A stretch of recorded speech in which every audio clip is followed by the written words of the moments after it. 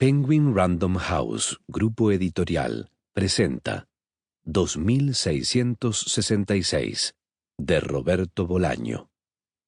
Narrado por Pedro Sánchez, Gerardo Prat, Humberto Amor, Roberto Medina y Alejandro Vargas Lugo.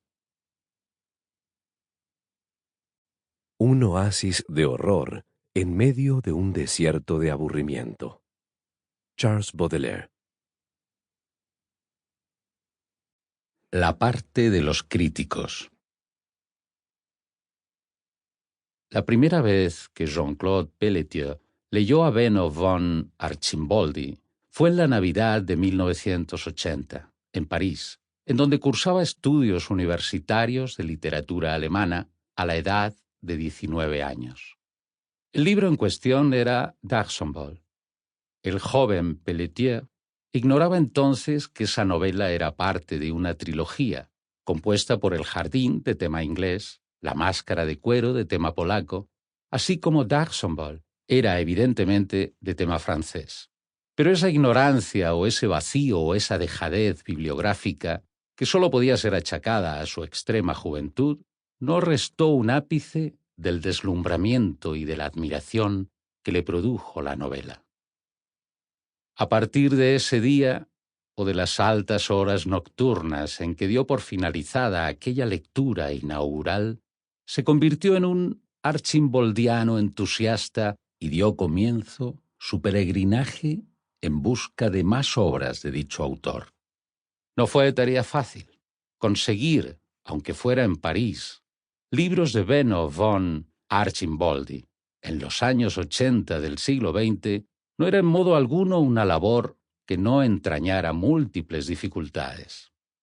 En la biblioteca del Departamento de Literatura Alemana de su universidad no se hallaba casi ninguna referencia sobre Archimboldi. Sus profesores no habían oído hablar de él. Uno de ellos le dijo que su nombre le sonaba de algo. Con furor, con espanto, Pelletier descubrió al cabo de 10 minutos que lo que le sonaba a su profesor era el pintor italiano, hacia el cual, por otra parte, su ignorancia también se extendía de forma olímpica. Escribió a la editorial de Hamburgo, que había publicado D'Archambault, y jamás recibió respuesta. Recorrió asimismo las pocas librerías alemanas que pudo encontrar en París. El nombre de Archimboldi aparecía en un diccionario sobre literatura alemana y en una revista belga dedicada, nunca supo si en broma o en serio, a la literatura prusiana. En 1981 viajó, junto con 3 amigos de facultad, por Baviera y allí, en una pequeña librería de Múnich, en Vogelstrasse, encontró otros 2 libros. El delgado tomo de menos de 100 páginas, titulado El tesoro de Mitzi, y el ya mencionado El jardín, la novela inglesa. La lectura de estos 2 nuevos libros contribuyó a fortalecer la opinión que ya tenía de Archimboldi. En 1983, a los 22 años, dio comienzo a la tarea de traducir D'Archambault. Nadie le pidió que lo hiciera. No había entonces ninguna editorial francesa interesada en publicar a ese alemán de nombre extraño. Pelletier empezó a traducirlo básicamente porque le gustaba, porque era feliz haciéndolo, aunque también pensó que podía presentar esa traducción, precedida por un estudio sobre la obra archimboldiana, como tesis, y quién sabe, como primera piedra de su futuro doctorado.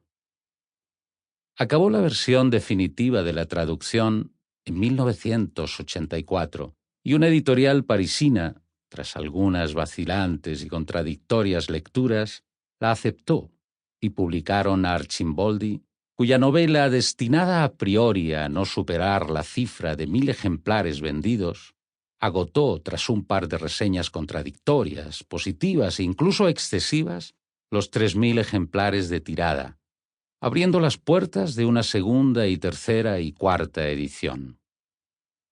Para entonces, Pelletier ya había leído 15 libros del autor alemán, había traducido otros 2 y era considerado Sample complete.